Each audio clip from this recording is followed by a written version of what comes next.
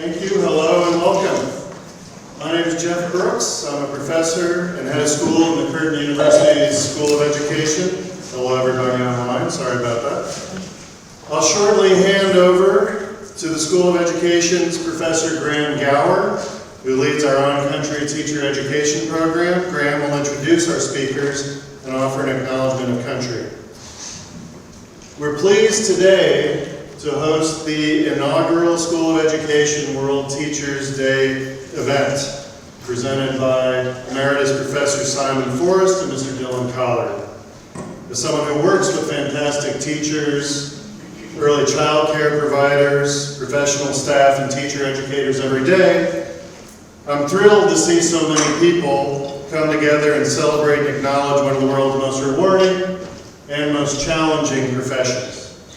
Particular welcome to Curtin staff, students, industry partners, educators, and school leaders in attendance today, both in the room and online. I'd also like to particularly thank the staff and students of the Center for Aboriginal Studies, Faculty of Humanities, and other university and partner organizations here today. Particularly to also our Dean Indigenous in the faculty, Mandy Downing, who's with us. And I'd also like to thank the staff and students who helped in the planning of this day, who are too numerous for me to name right now.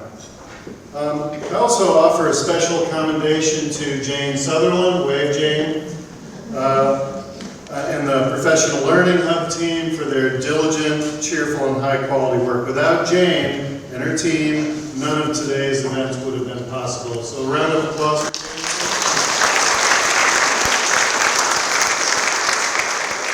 I have completely embarrassed her, so apologies, Jane. Sorry about that. But thanks for all your great work on today's event. So just a little bit of housekeeping, and then I'll hand it over to Graham. So the format of today is that the presentation, which I'm not going to call a lecture because it's more than that, is going to happen, and then there will be a brief question and answer period afterwards. So for those of you, jot down any questions you might have, and then we'll also make sure that online attendees are able to put it in the chat, and then we will relay it to the audience that way. Directly following the event, there'll be a light afternoon tea in the foyer, and weather permitting, out on the lawn. So please plan to stick around with us and engage with each other and have a little something to eat afterwards. We are having this professionally recorded by Perth Audio Visual, and we'll make the recording available to everyone after the fact. Bathrooms, should you need them, are outside and sort of wrap around the corridor, and they are just around that side. As far as emergency exits go, if an alarm sounds, please enter the room via the doors at the back and to my left of the room. Professional Learning Hub staff will lead you to a muster point should we need anything like that. PL Hub staff, will you just wave for us just quickly? Thank you. So Aoife's here and a few others throughout the room. The other thing, and then we'll move it over to Graham, is that this is the first of two events that the school is hosting around World Teachers Day. The second one is going to be held on the 29th of October, which is a Saturday, and we really invite all of you to attend that as well. That is going to be a presentation about local and international perspectives on Indigenous education, and will feature the school's very own Cheryl Kickett-Tucker, and will also feature Professor Susan Faircloth, who's from Colorado State University in the United States. And that'll be a fantastic event. I hope many of you can join, and you'll hear more about how to sign up for that and attend later on. Now, with all of that said, it's my great pleasure to introduce to you Professor Graham Gower. The floor is yours, Graham.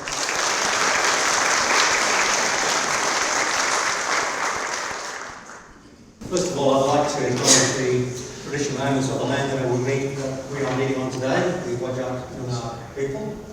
And for those people who are online, wherever you are, we also acknowledge that we are on Whadjuk Noongar country.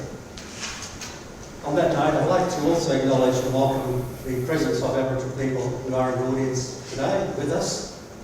to both students, staff members, friends and relatives, and for those who are online as well. Happy World Teachers' Day to you all. Hello, my name is Graham McGower, and it's my great pleasure to be introducing Emeritus Simon Forrest, Professor Simon Forrest, and Mr. Dylan Pollard today.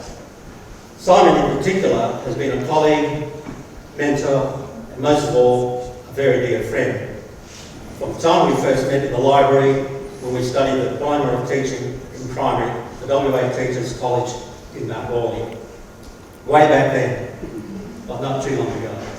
How time flies these days. Now getting down to the more business. Simon Forrest was born and raised in Wajak country. His mother is Noongar and father Yamaji Noongar. He trained as a primary school teacher and worked in schools in Aboriginal communities and rural towns. Some of the major achievements that Simon has made include the following. He is WA's longest serving Aboriginal academic, commencing in 1983, and is among the first Aboriginal academics in Australia. He was the first Aboriginal person to be appointed to the head of department position at a university. Simon was also the first Aboriginal person in WA to be appointed head of school following the establishment of Curtin University School of Indigenous Australian Studies at Edith Cowan in 1995. In 2010, he was appointed Director of the Centre for Aboriginal Studies at Curtin University, and in 2014 as the inaugural Elder in Residence at Curtin University. Simon has presented seminars and has taught at other universities in Australia, the United States, Canada, Scotland, Germany and Malaysia. He retired in 2019, believe it or not. Ronnie expected otherwise. In recognition of his contributions to reconciliation and teaching Aboriginal studies and Aboriginal education at Curtin University and elsewhere, was awarded the Curtin University Fellow and Emeritus Professor status. I'd like now to introduce Mr. Dylan Pollard. Dylan is a Wajak and Balaban Noongar man. He has lived in Noongar country in various rural and metropolitan locations. Throughout his life, Dylan has demonstrated a passion for education and displayed leadership skills. For example, while attending Curtin University High School in 2010, he was awarded an Indigenous Youth Leadership Program Scholarship. The scholarship also provided the opportunity for Dylan to attend Guildford Grammar School for years 10 to 12. During his time at Guildford, he was elected school prefect, boarding prefect, and house captain of sport. After graduating from Guildford, Dylan studied law and arts at UWA and graduated in 2016. However,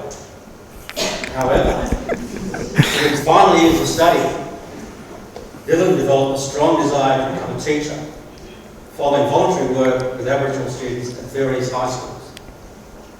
In 2017, he enrolled in the Teach for Australia program and later completed a Master of Teaching at Curtin University. He began teaching humanities and social sciences and English at Bellevue Senior High School.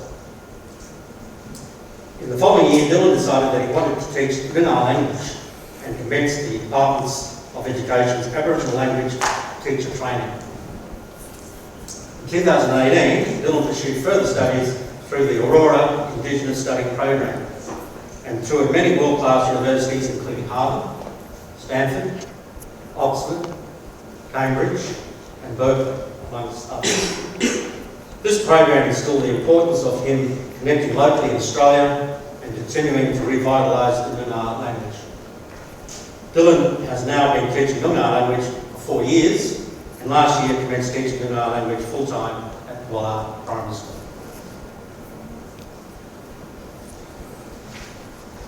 Today's presentation presents the personal journeys in education of both Dylan and Simon.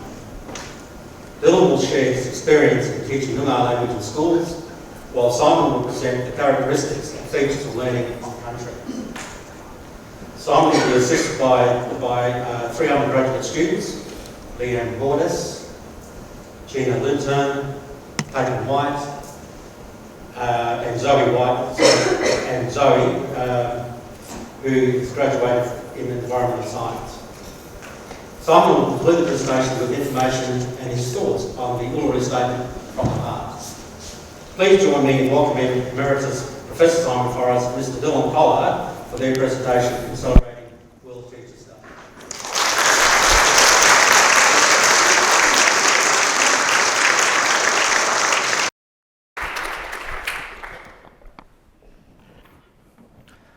Kaya, nganyang kwo Dylan Collard, ngan wajak wa baladong nyunga maman, ngan jurapan nunuk dininging, ngan jurapan nyunga bujak yakin, wankening, nyining, jininging. Hello, my name is Dylan Collard. I'm a wajak and baladong nyunga man. I'm happy to be standing, talking, seeing, sitting on nyunga country. Nija nyunga bujak ngalak nyining, kura kura yeyi wa kalyakul. Ngan karij nunga burdia were mort, nija bujak ngalak nyin wankan karij were jinang, ngan karij wama aboriginal mort, nija bujak ngalak nyin. Winji wardong were manach kalyaku wurlak guling burnak nyining, were bujak nyining. This is Noongar land that we are on, since long ago, now and always. I acknowledge the Noongar elders and families of this land that we sit, speak, learn and see on, and I acknowledge the other Aboriginal people here today. This is where the crow and the white cockatoo have always sat in the tree and on the land and flown in the sky.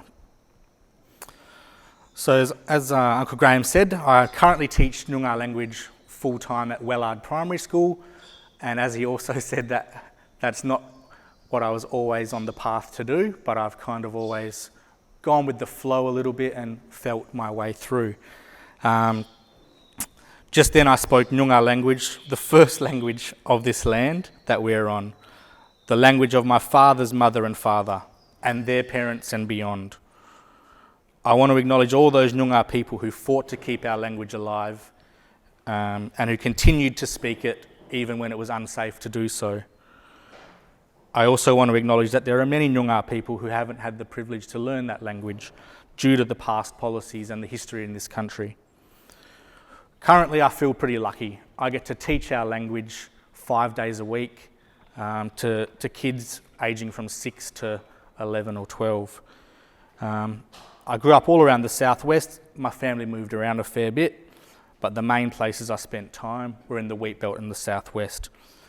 One of my most memorable teachers was my year 3 teacher at Coolbellup Primary. He was a Scottish bloke, Mr. Farrell. And he used to always tell us these amazing stories.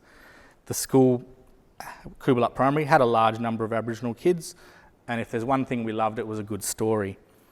He would tell these stories about a boy named Gerald and all the mischief he'd get up to, and each of these stories always had a lesson for us to learn. In hindsight, I realised that his first name was Gerald and that the stories were actually about him. But he used these stories to really connect with us kids, and I think that for me highlights one of the most important things as teachers and as educators we can do is to connect with our students, connect with the kids or connect with the adults that we're teaching, and engage them based on those connections. I feel really honoured to be speaking today alongside Simon, and I didn't realise it was the inaugural lecture of this, so I definitely feel really honoured and thankful for the opportunity. So I enjoyed my time at UWA and studying law and politics and Indigenous studies.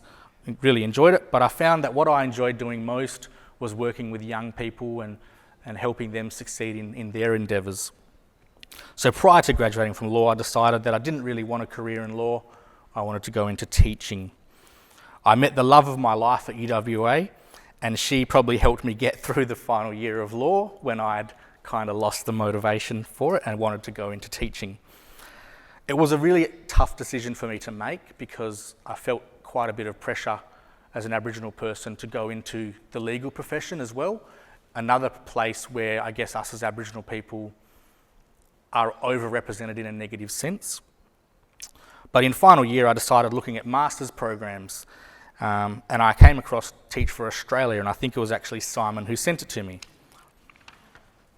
So I went through the process, I was successful.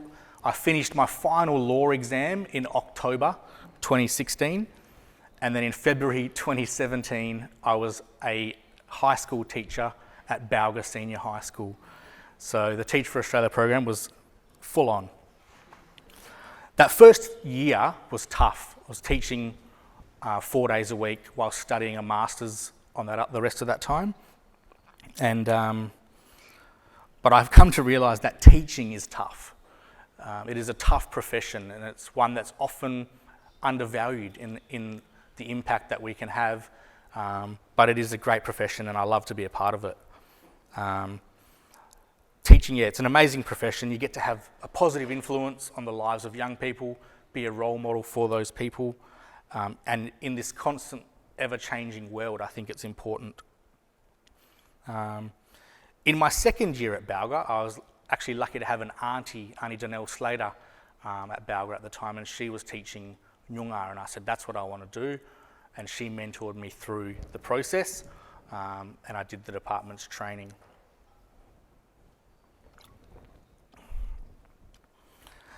Now I love my job. I get to teach our language to 600 students. The language is being revitalised, and I can see a couple of people in the room who are having a critical role in that, and I have a small role in that process, and I look forward to seeing where it goes in the future. One day I hope that everywhere in Australia, where possible, that the local Aboriginal language is taught at the school. I think that would be an amazing thing to happen again. Currently, Aboriginal languages are taught at 92 schools in Western Australia. 47 of those schools are where Noongar is taught, which is a pretty amazing achievement. So 12,795 students in schools in Western Australia are receiving or being taught an Aboriginal language, which is great. It takes leadership from within the school. Wellard Primary School was lucky to have a parent who was a very strong Aboriginal parent on the school board, and she advocated strongly for the school to get Noongar taught there. But it's not possible without the people at the top of schools, the principal, the deputies. They've really got to be on board for that kind of thing. So it's not something I take lightly to teach the language. For a long time, it wasn't allowed to be spoken by our people. It wasn't safe to do that. So not all Noongar people have knowledge of the language, and that presents difficulties in teaching, and I do feel that impact. For a time, schools were used as a weapon of assimilation and oppression of our culture. That is why, as educators, we have such a responsibility to make up for that past. The onus is on us as teachers to carry out the purpose of schools. Who carry out the purpose of schools? To promote Indigenous culture, Indigenous history, and Indigenous success, because for so long, schools didn't do that, and in fact, they did the opposite.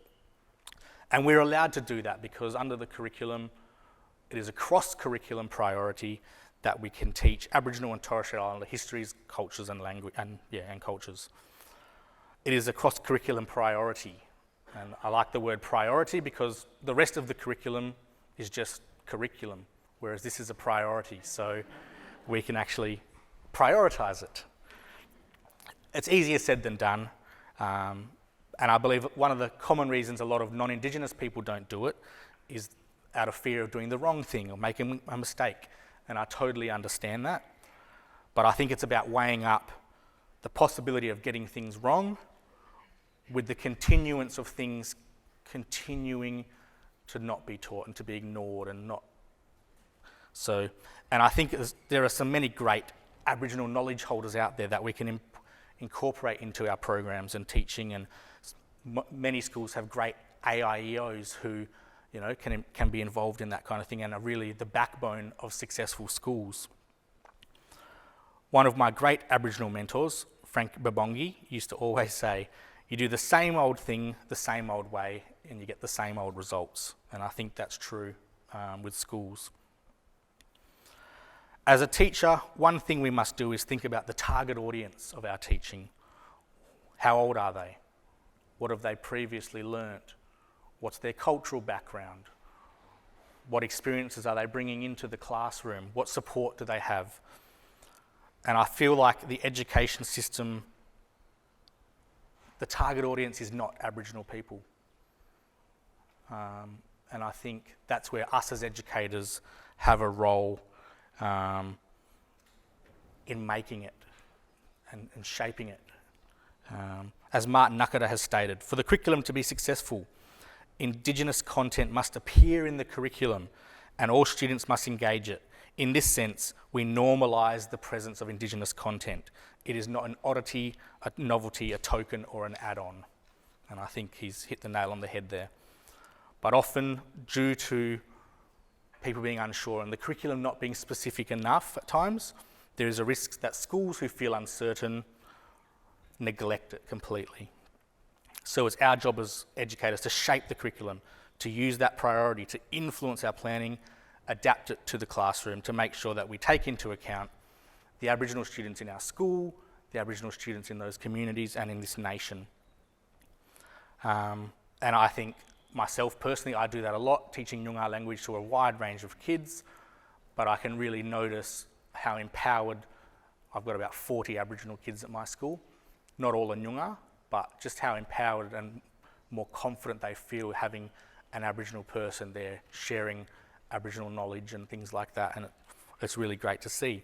But also non-Indigenous students. We've got a large population of Indian students at my school, and even they really connect locally and understand the importance of our language and culture.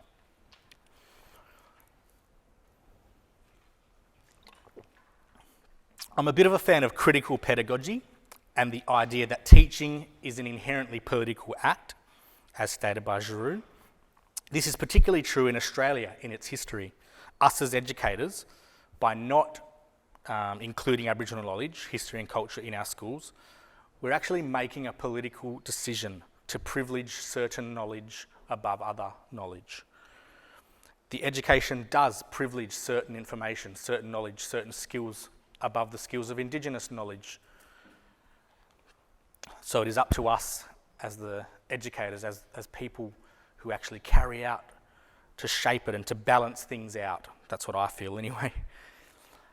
One last thing I wanted to touch on is the idea of success and how the definitions might be different, Indigenous to non-Indigenous. And I think for us as Aboriginal people, it's about collective well-being and collective success for us as Aboriginal people, as a mob and as a group, that no matter how good or how well we're doing individually, if our family, if our community is struggling, we still feel the effects of that.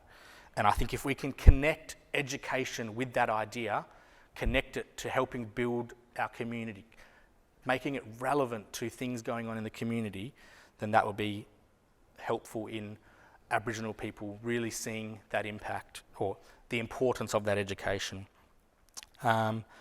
Lastly, I want to say good luck to those of you who are about to enter the teaching profession, those already in it. Happy World Teachers Day. I think it's a wonderful profession to be a part of. We do some amazing things as teachers. I want to give a shout out to my colleagues who give their all day in, day out. Thank you for listening to a bit of my story about the views and I guess the future of Indigenous education. I think we're heading in the right direction, and Indigenous and non-Indigenous working together to make things better for the future.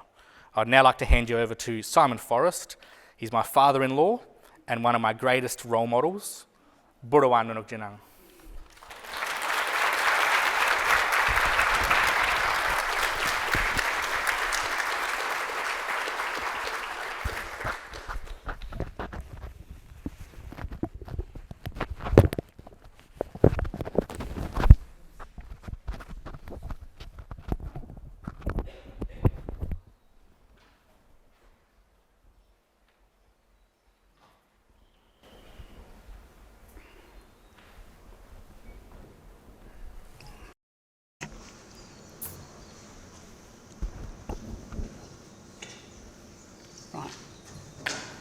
Kaya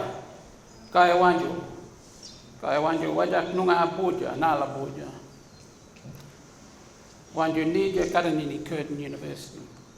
Hello and welcome. This is Wajak Noongar land. my country, my mother's country. Welcome also to this place, Curtin University, this place of learning.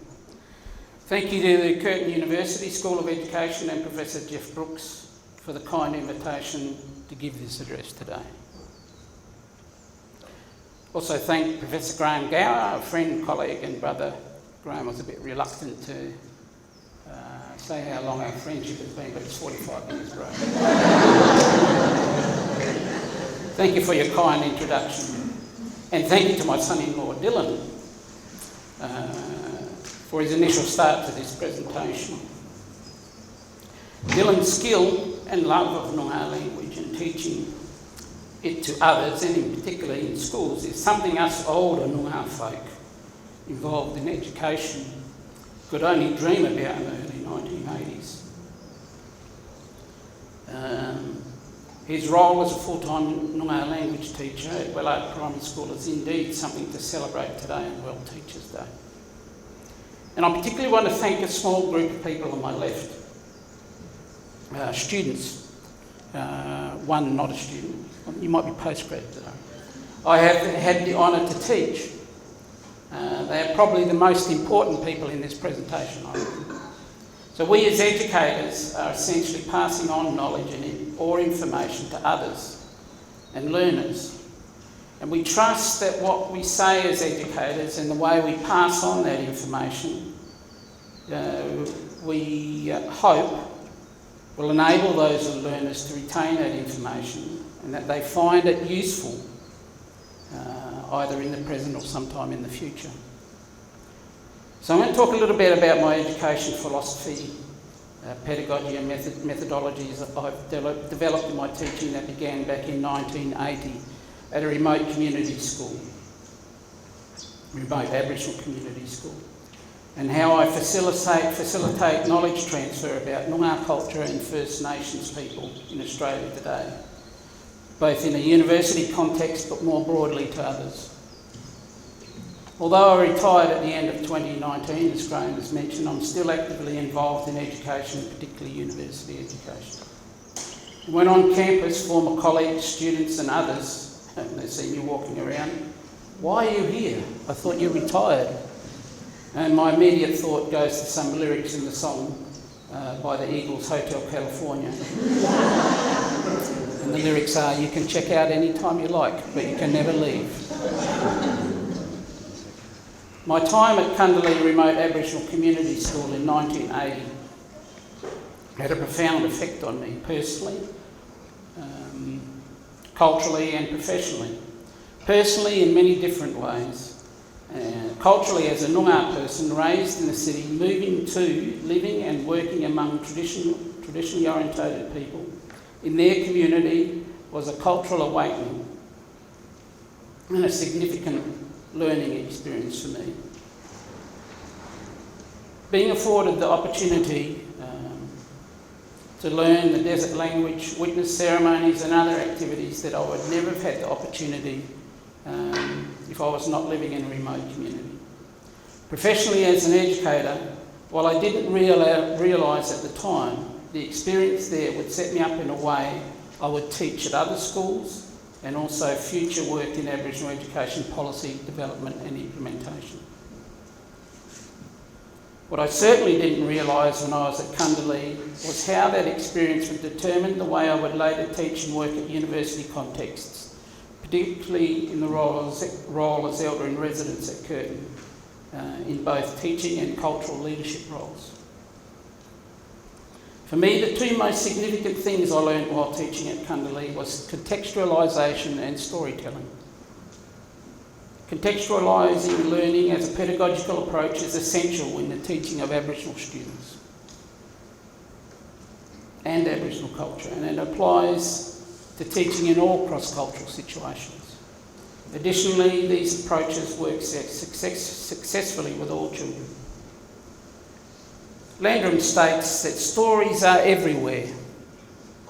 They are part of the human experience. Stories as a means of teaching has been part of society since the beginning of human communication. Storytelling is culturally universal. It is likely the oldest form of teaching, allowing generations of humans to share cultural knowledge to be remembered over time. Schenck also says that most human knowledge is constructed of past experiences, and new experiences are situated within the context of personal stories and personal relevance. The storytelling approach is an acknowledged pedagogical approach, and each story, when you do it, assists in creating contextualisation. Dylan was talking about his teacher Gerald. I used to do exactly the same things with my classes, but I didn't hide that my name was Simon. I'd turn around to my class and say, another true story, which is about my experiences, about me. And they'd go, oh no, not Mr. Forrest, it's one of his true stories. But it was essentially developing a relationship with the kids, which was very, very, very beneficial.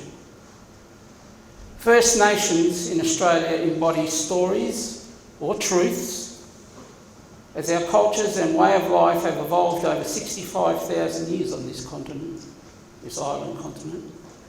And it is not only the narrative of the story or truth, but associated dance, song, music, paintings or pictures. These activities link humans with all other natural phenomena on the landscape. And through these truths of narrative, dance, song and music, paintings, knowledge is passed on through the generations. In 2014, I was appointed as the inaugural Noongar Elder in Residence here at Curtin. And as a new role, I was given the unique opportunity to write my own job description. One role that I wanted to do was a teaching role.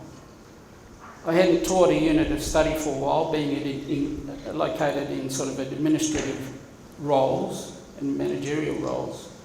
I'd done plenty of one-off guest lectures, but nothing about getting to know the students in a way a semester-long unit would.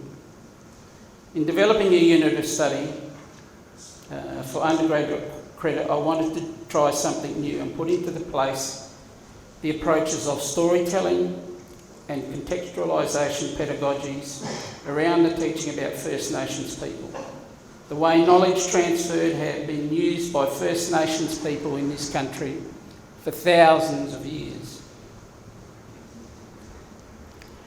To contextualise the teaching of Aboriginal studies, my thought is that this could only be carried out not in a classroom, but on country, in the bush, not in a seminar or lecture room.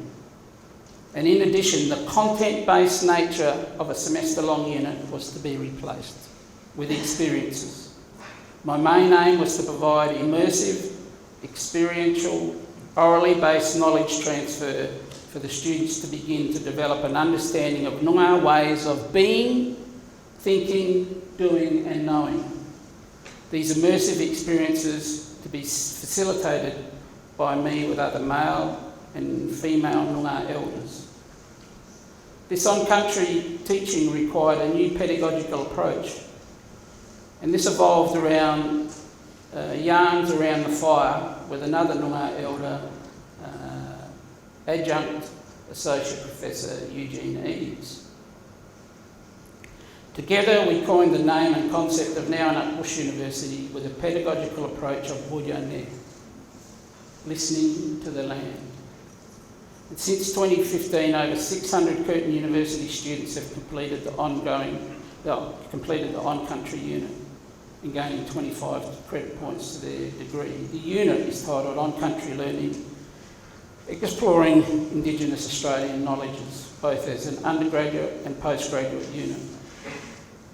When we started teaching this unit, it was only one of 3 Australian universities doing similar on-country units for credit. At Curtin, the current and the previous Vice-Chancellor, the current Chancellor, and in 2018, all 15 of the senior executive team attended an on-country session with students at Noongar. So one of the storytelling approaches is Carla Wangan talking around the fire each night and for each individual to reflect on their experience of the day's activities. The unit is really transformational, and the best way to understand is to listen to what students have to say about their experiences. On Country Week, and giving non-Aboriginal students an insight into my culture, and for Aboriginal students who attend, reinforcing messages about their own culture has been, for me, the most rewarding, gratifying and worthwhile educational experience I've ever been involved with in my 42 years of education. The future of First Nation education lies in all teachers knowing and understanding our ways of being, thinking, doing and knowing. Knowing and understanding our truths that are embedded on this landscape, and that where these truths evolved here on this land, a place we all call home.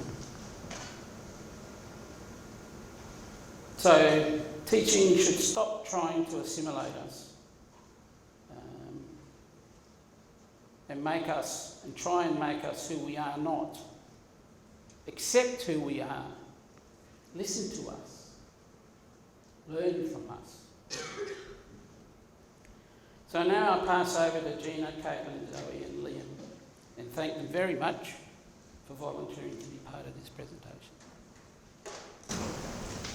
Gina, I think it's on. Right, my name is Gina. I'm studying my 4th year of environmental science this year, and I went to the Now Week on Country about a month ago now.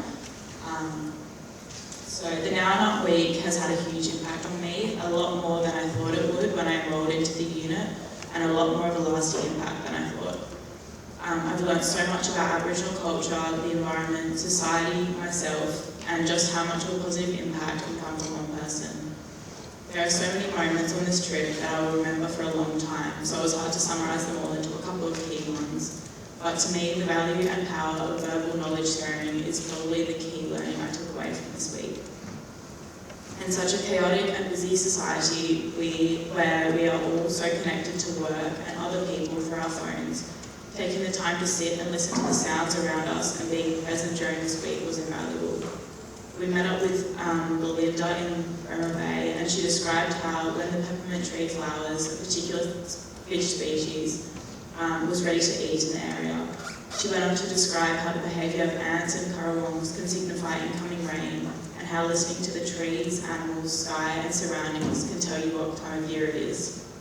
There is so much the natural world can tell us if we just listen. There were a few moments during this week where we did this, and it was so grounding and gave me so much focus that I didn't realise I was missing from my day-to-day life in Perth. And it made me want to learn so much more. One of the nights, Uncle Eugene grabbed 2 guitars from the to the campfire where a couple of us remained. And he shared with us that playing the guitar and singing and telling his stories has been a huge outlet for him to process a lot of things in his life. I won't go into detail because they aren't mine to tell, but the work Uncle Eugene has done to help thousands of kids reconnect with country and help lead a huge environmental restoration program has captured the exact meaning of how programs like this, Healing Country, is healing people. All of this was told between beautiful songs and stories, and it was by far the most impactful moment of the week for me.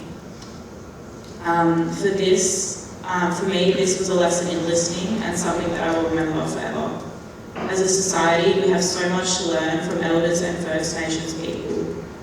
Personally, coming from 4 years of study in the environmental field, this week has really solidified what kind of impact and application I want to have with my work.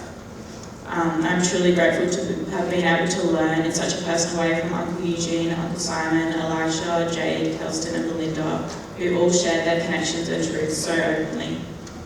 The impact that I still feel from this week really shows how powerful being on country is when learning about First Nations culture, and how important yarning is for teaching, learning and engaging. Feeling the impacts of how healing country is healing people honestly allowed me to find my passion and why for studying environmental science again. My honours project this year has been very much research focused, and I've really struggled to connect with it. And really I began studying environmental science because I wanted to help make a positive impact with people and the environment, and seeing the real impacts on people that can be made through restoring the land was mind-blowing and an inspiration to where I want to take my work. Healing the land allows for people to find this connection to country once again. Now in Uluru has provided a place for hundreds of people to learn, return and reconnect to the land and culture. And programs like this have helped create a pathway to heal country and provide a platform in which strong collaboration of listening and knowledge sharing between First Nations and non-Indigenous people can prevail. This week allowed me to listen, understand, acknowledge and recognise the unresolved injustices ingrained in society affecting First Nations people. It really made it clear to me that I want to continue to learn about First Nations culture and be part of healing country through my work in environmental science, and it's given me a new direction that I'm so excited to start. I truly loved every part of this experience, and being in a position where I've been able to learn so much in such a short space of time. It's been a really incredibly powerful experience and not comparable to any other unit or experience I've had in all of my education, something I'll remember for a long time. It has impacted me in ways I've never expected and given me a new direction in what I want out of my studies and future career, and I'm so humbled to be able to have had this opportunity to learn from such an incredibly special team of people, and I hope that this program can continue to expand and give others the same opportunity. Thank you.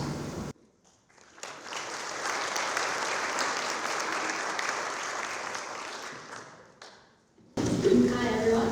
I'm not sure if this is working. My name is Caitlin. I am a third year education student with a major in human biology and minor in history. And I actually was part of the group to do the first trip to Thunderlara, which is north instead of south, which in itself was kind of a bit in respect, but a wonderful experience and incredibly transformative.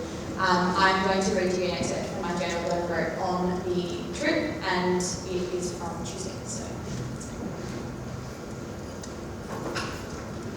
I took some time after breakfast to walk around Thunderlara space, and spending time just observing the land. It was really nice to look around and listen to the birds.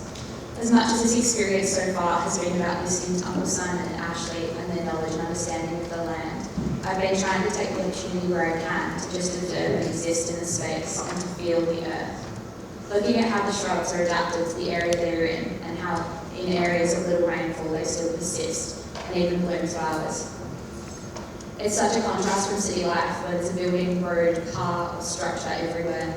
Being in such an expansive space, I found gave me a new perspective on what Aboriginal life is like, and further solidified to me the idea that the environment can be the one to dictate the rules and laws. We spent the first few hours of the day learning from Ashley and walking on country, and learning more about traditional tools that were and still are used to hunt, and the connection and understanding that goes into sourcing the wood to make these tools. We visited a watering hole, and I felt very privileged to have been taught about how to announce myself and respect the land and the spirits. Hearing the stories Ashley told about how significant people would have turtle talking up to them, and other things during this announcement solidified to me the significance and importance of respecting the country we're on. My hope is that I can be more respectful to the land when we return to Perth too. Even just walking up to the watering hole was a learning journey in itself, and I slowed down during our walking, and I was able to see artefacts of stone tools from Aboriginals from many, many years ago. What a treat it is to see something like that so well preserved and in its natural resting place. I felt so excited to be able to see something that I'd only ever contextualised in a textbook. My initial response was to pick it up and keep it to take home, and in some reflection I realised this was the dominant Australian worldview I'd been taught. I wanted to take this object for myself without considering the land and how I may be affecting it. I took photos to remember such a special object and remind myself that by leaving them there, I'm allowing more people like myself to have a similar experience. This is something in particular I hope to lead by example with when I return back home. Later in the day, we visited a significant rock art site, and it was truly a site of beauty and immense history. And I am so incredibly fortunate enough to have been listening to Ashley when he discussed land rights, native title, and the importance of such sacred sites like this.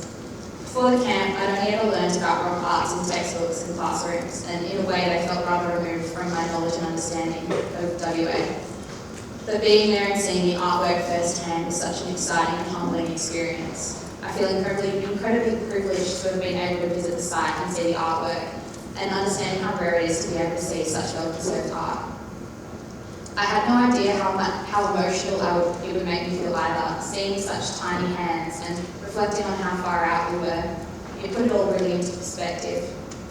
I also felt very conflicted when listening to the battle Ashley described about deciding whether or not to signpost a sacred space.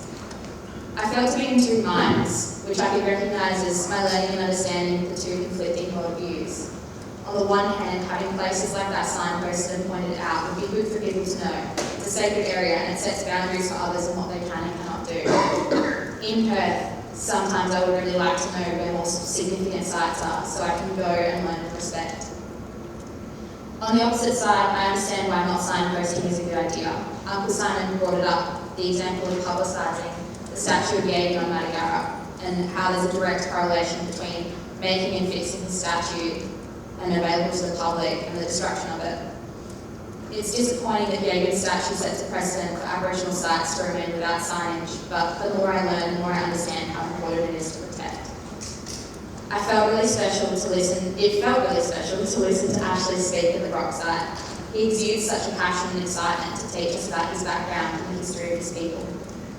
Hearing him talk about native title and fighting companies over Section 18s was heartbreaking. However, knowing that an area such as the rock site, which is clearly rich in various minerals, could be easily fought for and won by them is really upsetting without Aboriginal people in the Budimai country being able to fight against it. It's very clear the rock site is an important area for the Budimai people, but also for the wider population, and I would imagine there have been many other sites similar to this that have been taken away for various reasons. I find it difficult to understand how people can have such a disregard for history and culture or the history background itself. I know how lucky I am to be able to have seen this artwork in person and on country. I think the biggest learning I had today was the balance of touched and untouched, and it again comes back to the listening to the land and understanding what it is saying. I hope that this learning will allow me to be more aware of the places and people around me, and to share with others the importance of leaving things untouched and the same as you arrived. Unfortunately, building houses and infrastructure definitely gets in the way of this, but small things like not taking rocks or flowers and other living things is the plan I wish to take. Respecting spirits and their connection to land, but also allowing people after me to share and seeing the land and the living things the same way that I do.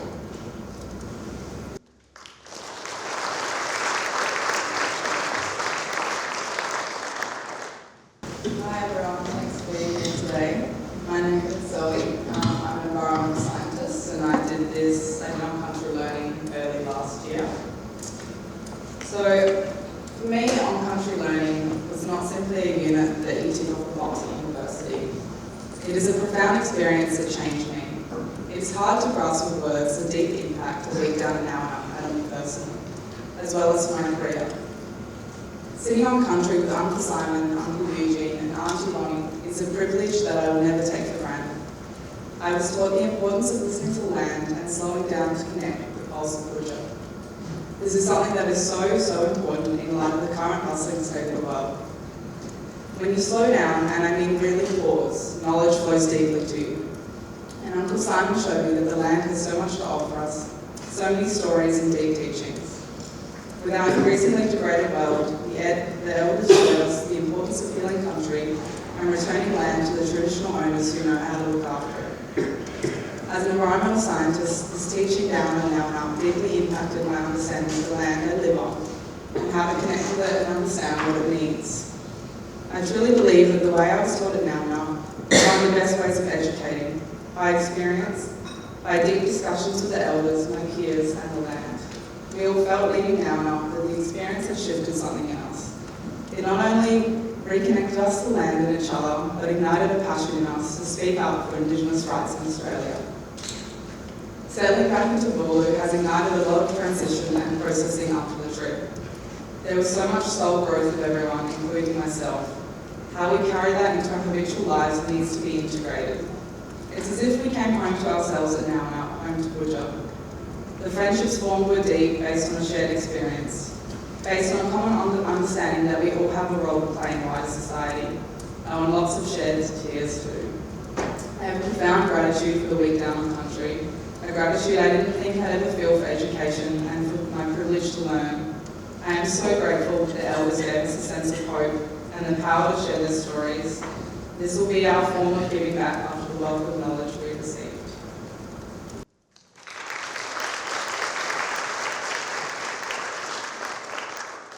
Hi all, my name is Liam. I'm a current anthropology and sociology student. I attended the on-country experience at Noongar last semester, and yeah, it was a very incredible experience. I went along with about a dozen other students, none of which I didn't know prior, and naturally it was very nerve-wracking, kind of anxiety-inducing, but I've come back from it, or even during it, and realised it was one of the most beneficial and eye-opening and holistic education experiences I've ever encountered, and I really implore and encourage current students to take that on if they get the opportunity. I'm going to share a couple of reflections from my time away. The first of which is on our first morning. The rest of Tuesday was incredible. It was an incredible experience for a number of reasons. It was insightful, immersive, and emotional every step we made. Today I really tried to lean into the idea of Bujane, or listening to country, as we went along. I took on board what Elisha had said yesterday about slowing down as we moved through country. So much so that the day began to feel like a time warp, like multiple days in one. However, I mean this in the best possible way, and I think this slow-mo feeling came from the way I interacted with the environment and the people around me. Throughout the day, I found myself stopping constantly to look around, to smell, think, touch, and taste. I chewed on sandalwood kernels, rubbed fresh water between my hands, sniffed the first everlasting flowers of the season, and touched the red dirt. A highlight of the day was being at the rock site with a group and sharing a wonderful pool of knowledge from the elders that surrounded us. Knowing that few people get to experience sites such as these made this experience all that more special, as well for myself, all that more grateful. As I moved about the site, conversations with Simon, Ashley, Elijah, and Lance ensued between all of us, and it made me realise that Indigenous perspectives are not only inspiring. Each had so much to share about their respective countries, upbringing, connections, family, and cultural history. Much unlike learning in the classroom, we're out there beneath the sun, on the red dirt, being exposed to what each member knew and cared to share with us.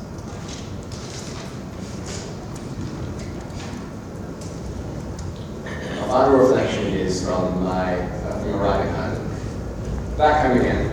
After one final early morning yoga session, one more yarn around the fire, and one dusty long bus journey, we've made it. And I returned feeling a whole lot lighter than when I went away, emotionally and spiritually. However, not physically. Food was great. This time in the country met any preconceptions or thought I had prior and blew them away. I've come back home not only with a deeper understanding and appreciation of Indigenous knowledge, but also a more profound sense of our responsibility and an inspiration to celebrate and share with those around me. I think that will be an odd transition coming back to the realities of the world after these past few days, but I can sit here on my porch at home and feel empowered and excited by the times myself and others shared away, and begin to think about the ways of influence that will come and spread from each of us. Thank you very much.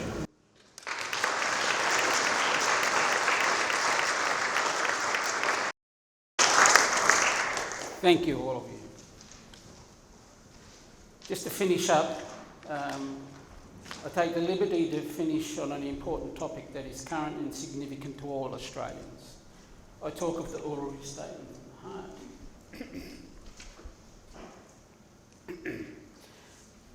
Heart. The contact history between Australia's First Nations people and those that came later is not good. More recent indications of those uneasy truths was Australia's unwillingness in 2005 to sign the United Nations Declaration on the Rights of Indigenous Peoples. Together with three other countries, collectively known as Kansas, Canada, Australia, New Zealand and the United States all refused to sign. Australia was the last to sign and endorse the declaration in 2009. On the 13th of February 2008, Prime Minister Kevin Rudd gave an apology to the stolen generation and said in part, quote, "We, the Parliament of Australia, respectfully request that this apology be received in the spirit in which it is given, or in the spirit in which it is offered. The sentiment of receiving in spirit in which it was offered was not reciprocated when the Uluru Statement from the Heart was presented to the Parliament of Australia. It was initially dismissed. Things hopefully have changed since then. One of the first things Anthony Albanese said in his victory speech on election night was, together we can embrace the Uluru Statement from the Heart. We can answer its patient, gracious call for a voice enshrined in the Constitution. This gives First Nations people in this country a great deal of hope and trust in the future, in particular, a voice enshrined in the Constitution. But that decision in a referendum in just over 12 months' time to change the constitutions will not be ours, will not be First Nations people's decision. We won't have a voice. It's up to the non-Aboriginal population of Australia to once again decide on something about us. The decision to change the Constitution is ultimately up to the non-Aboriginal population of Australia to give us a voice that we have never, ever had. We have had atrocious deeds done to us, part of the colonial experience, and racist legislation and government policy applied to us. But we have never had a genuine voice to legislators about decisions that directly affect us. The majority of people here, the non-Aboriginal population, and those listening to this presentation, you have a once-in-a-lifetime opportunity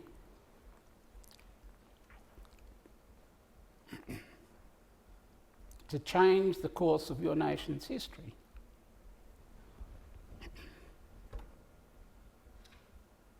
You have a chance to give First Nations people of this country an opportunity of real self-determination.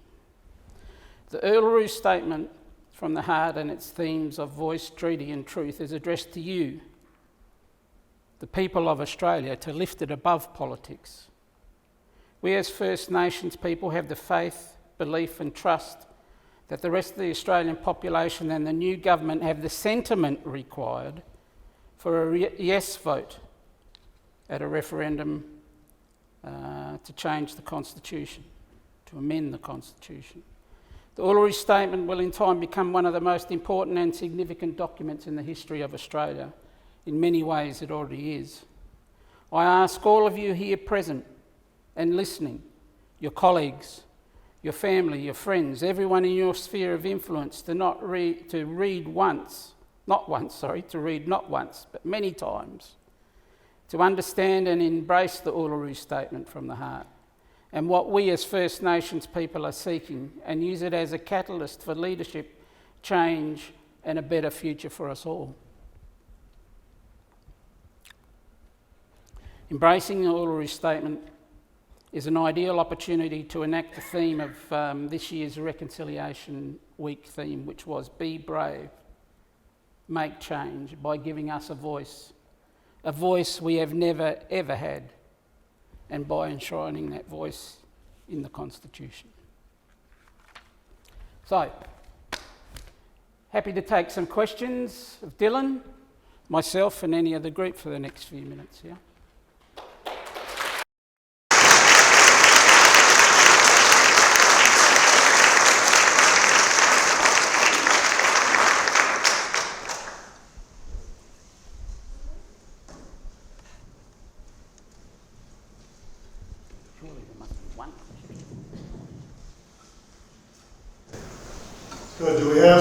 questions and comments, we'll run the microphone up to you.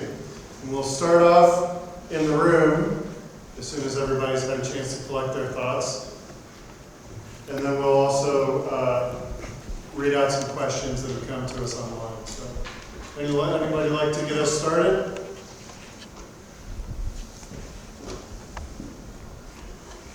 Thank you. Hi, everyone. As a parent, my son's in year 9. I'm really passionate about community education. I wasn't sort of given through my schooling.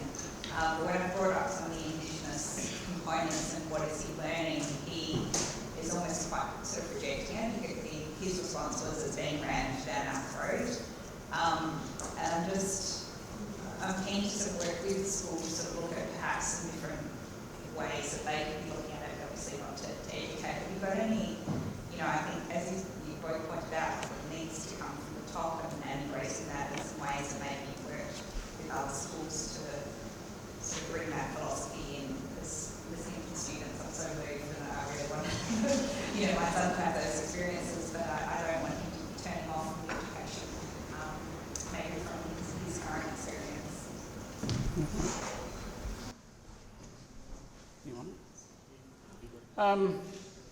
What year's your child? He's year 9, so he's 14. In high school, yeah. Well, I was involved in a review a couple of years back around some high schools in country towns about them and their on-country teaching. So I think the students have been talking about their university experience. Some high schools even do on-country teaching in country towns in WA. And that is really, really effective, just as it is in this university context. So it depends on how it's been rammed down their throat and whether that teacher is using the right approaches around teaching Aboriginal culture. To me, it doesn't sound like it. No, it doesn't. So that's what I'm sort of trying to, I can already see him sort of rejecting some of it, so I'm trying to redirect it, but also just wondering what it is that schools approaching and perhaps are there some other examples? Yeah, without knowing exactly what's going on, yeah.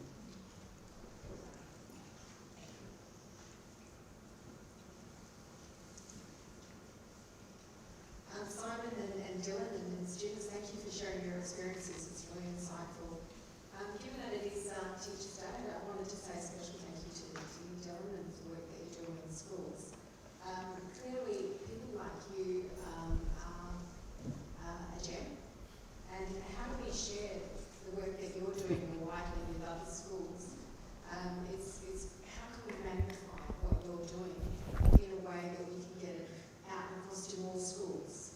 So I'm thinking in terms of, are you using any digital access, translation of what you're doing in the classroom? How can we spread what we're doing? Yeah, good question. I think that's something the department is working through in developing digital resources, but I think from a language point of view, it's about building up the Aboriginal people in schools, and because obviously the language, it's got to come from an Aboriginal person and that kind of thing. But there is stuff being shared more and more, and it is growing. And I think, the department is working on some stuff to get it out more and to help, I guess, us. And the last couple of years, we've got a good group now of Noongar language teachers, and we're starting to meet once a term to share things and to ease the load on ourselves as well. And I think it'll slowly build, and it already is. I was actually surprised at the stats that there's 47 schools now, because I think maybe 2 years ago when I started it might have been under 20. I'm not too sure, but it's growing, and it'll keep growing, which is great. And our language will be stronger. And I think these guys have shown that it not only benefits Aboriginal people, but we all have something to learn from this, and as a nation and as a world, where the world's heading, and Indigenous people, I think, can help, and our knowledge can really help everyone. So, yeah. Thank you. Hi, Renee from the Centre for Aboriginal Studies. Thank you, Simon and Dylan and all the guest speakers. Really great presentation. I suppose I just have a comment or maybe something that I've been thinking about in the last year as Curtin University is putting more and more content into suppose I just want to know maybe what your views or if you've thought about this as well. I suppose it's, you know, a thought of how is it that we can, as Aboriginal people, as universities and units that want to have our content, and there has been a massive change just working at the university for the last 7 years, seeing 5 years ago coming up with at a brick wall of not being able to put content into the disciplines. It was the same kind of rhetoric of we don't have room for Indigenous content in the curriculum, and why do we need it in this particular discipline? But I've seen a massive change in the last 5 years of that turning around now, and people actually approaching the centre and ways of working and saying we really want to put Indigenous content into our units.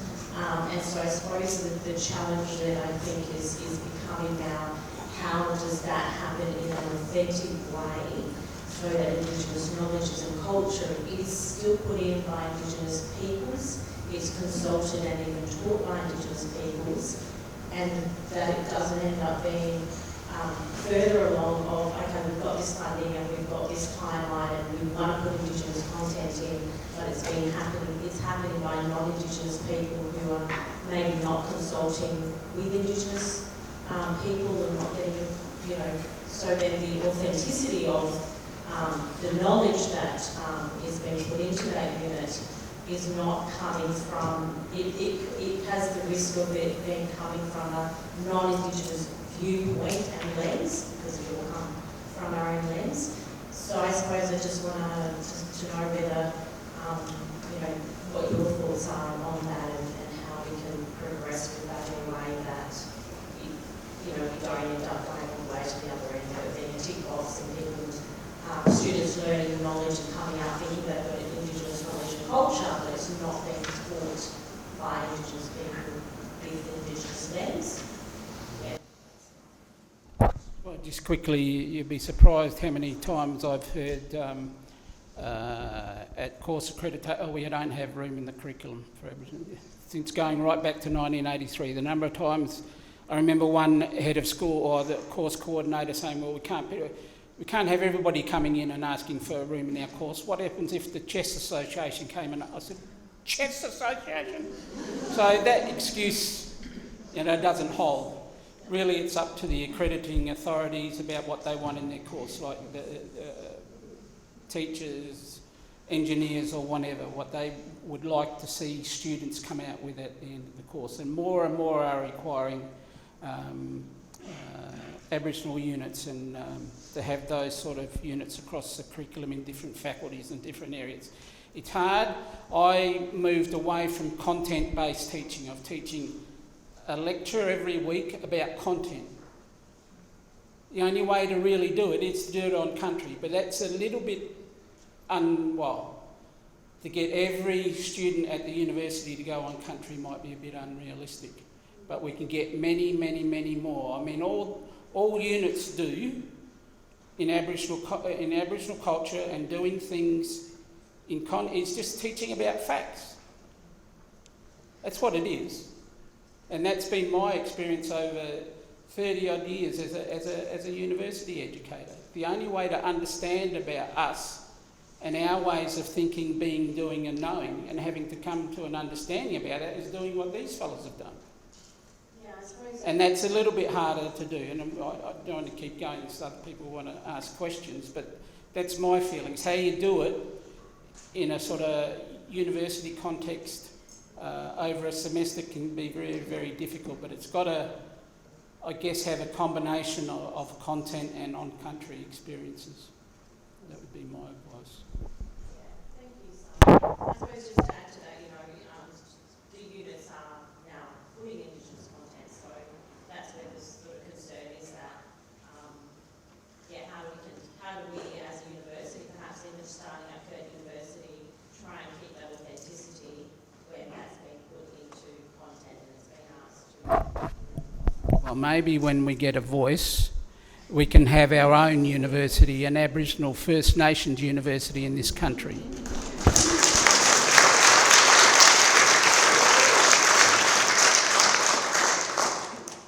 Dylan, Simon, thank you.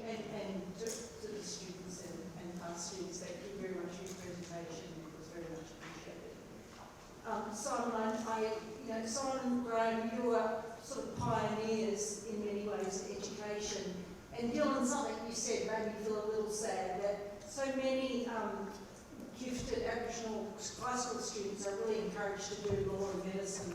Back in Simon Graham in my day, they were encouraged to do teaching. Getting teachers, Aboriginal teachers into schools will make a difference, and that's what we really need, but it's so hard to achieve. You've heard that Graham leads our own country program, and we've got a small cohort doing wonderful things, but how do we get more Aboriginal students into teaching, because that truly will make a difference? I mean, it seems to be a bit of a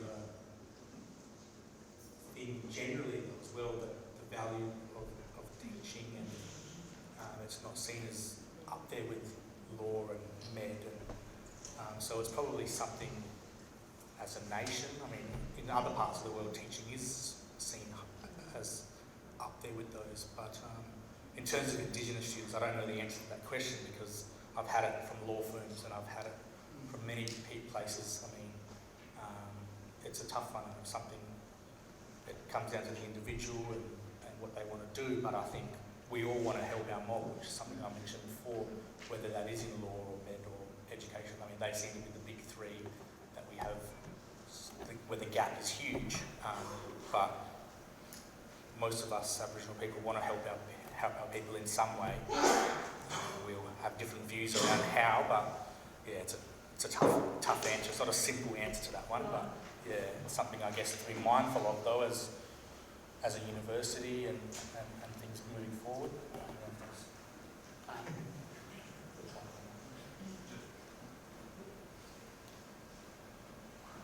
Hi everyone, my name is Ferry. I came here in 1996. I came from Jordan. My ancestors are Bedouin. My surname is actually the sheep voice in Arabic. So when I came here, I started teaching. I taught in many schools. I've been here 26 years. I wish the first Aboriginal student I had was the Swan Museum High School. There were 2 girls. They were brilliant in sport because I'm a physics teacher. I just wish when I came in as a migrant, I discovered all the great things about the Aboriginal culture. I wish, I just hear so many myths and stereotyping, and I still do get stereotyping myself. If you have a voice, and everyone, and I'm lucky now to teach my own country. I did lots of work at ECU with Aboriginal communities through sport, through the Gender Falcons, with this football club. So through sport, I managed to get fantastic people. I taught kids from Albany who came to my football academy at the Southwest High School. The Woods family, they were great. They finished high school and they moved to TAFE. As a migrant coming in, I wish if you have a voice and everyone, what would you offer? So we get ceremony, we become Australian citizen, we get the oath. I wish if you get the voice, what would you ask for new migrants coming to know about Aboriginal culture as adults and learn from teachers' perspective? What would you do when the new migrants in schools? So the question is, what would you do with adults migrants coming in? So they know about the rich culture, which they can relate to their culture, and what do you do with the students? Because I wish when I came here in 96, I actually was exposed better to the culture. I hear so many stereotypes, which was really sad. So that's my question. Thank you. One of the things about the voice is it'll be a voice to the federal parliament, but I think eventually what will happen is that's going to permeate down into voices in communities, like voices at people at Laverton or Warburton or wherever those places need a voice just as much as we do the federal parliament. And so I believe it'll permeate down to those communities, because all the communities are different needs, different requirements, different lifestyles. And so that's what will happen. It'll give more voice, I think, over the longer term to smaller communities, and you can do some of the things like you're saying. And I believe, in my experience with people who have come from overseas, refugees, whatever, they are more understanding and more acceptable around our experiences than, say, the colonisers. That's a very common element around people who have come from overseas more recently. Yeah, and my first teaching job was at Balga Senior High School. Great school, I loved it. And I mean, we had the intensive English centre there, so we had a large proportion of refugee kids and migrant kids, and it was a great experience. But I think, yeah, the first thing I would always try and do is to learn and connect. It's all about connection, really, isn't it? I mean, and finding similarities between Noongar culture and Afghan culture, or Noongar culture and, Karen people from, different parts around the world. So I think it is about connection, and I think you're not alone in that view that when you got here, there was nothing, because even, I guess, non-Indigenous people going to school at that time probably didn't get much either. So it's a common thing, and I think hopefully the next generation and the generation after that, it'll be better. Thank you. We probably have time for one more question.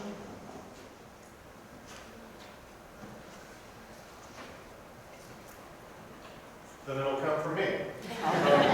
I'd just like to ask all of you who spoke and shared your experience in the classes, as you sort of take those lessons into your own teaching, whether it be as a formal teacher or in different kinds of roles.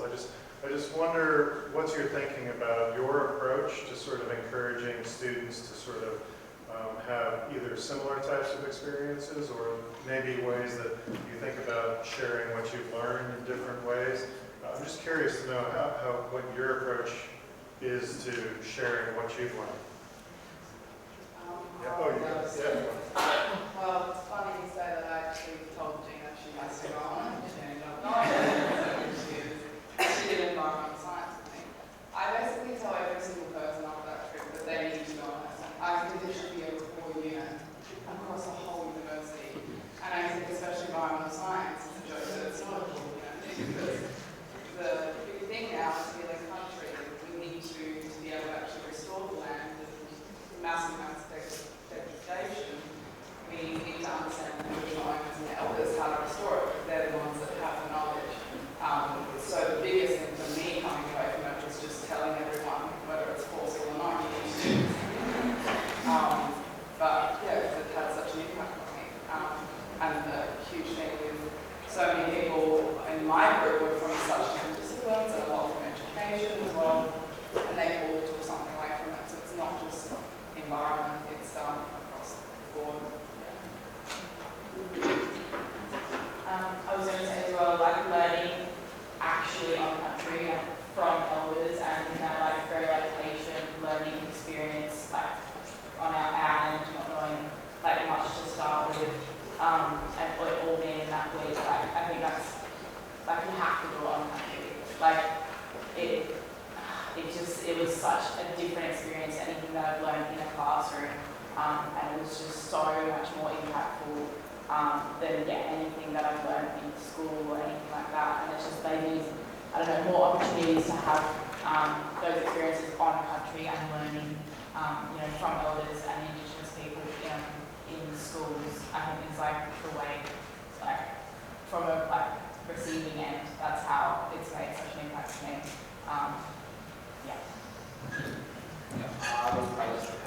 I think outside of the on-country experience, I think it's very beneficial because the going away country utilizes you with the means to know what's wrong and what's right within your own personal spheres of influence, and whether that's family, friends, workplaces, whatever. I think we've all had experiences where you might notice someone's behaviour being highly sensitive or racist or whatever it is, but not felt in the position to stand up to say against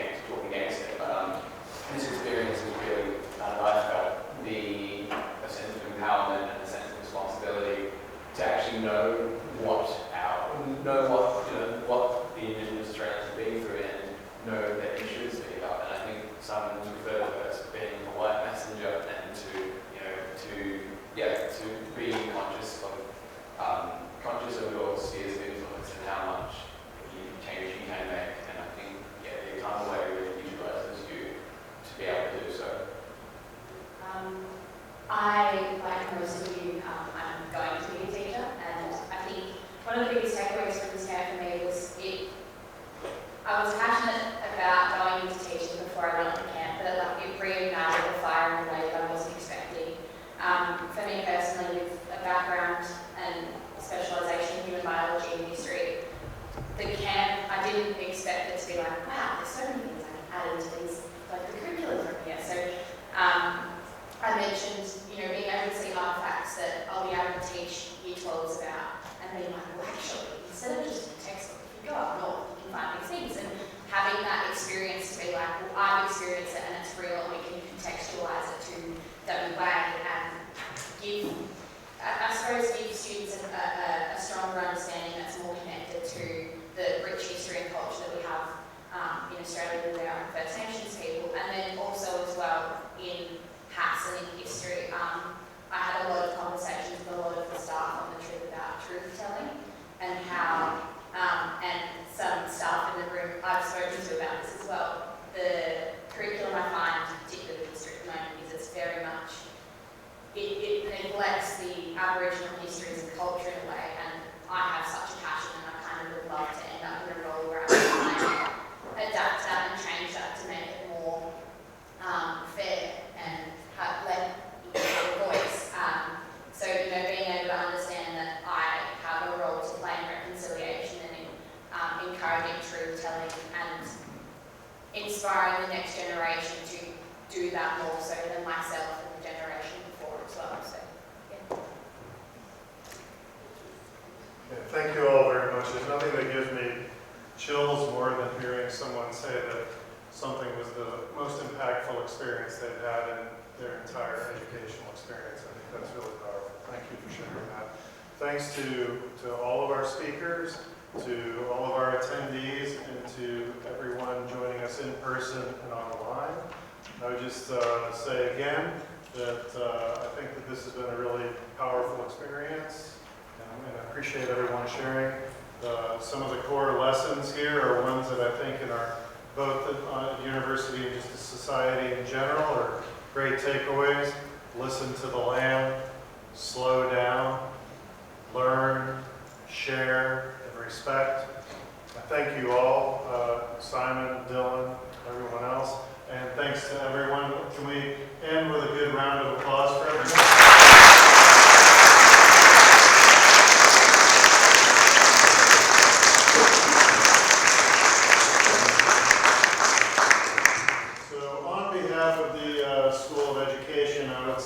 Again, thank you all for participating in this inaugural event. You will see that there's another one coming up here at the end of the month, which I think you will find is quite powerful as well. So please scan the QR code. We will also be getting the information out through all the channels that led you here today as well. So hopefully this will be the beginning of a conversation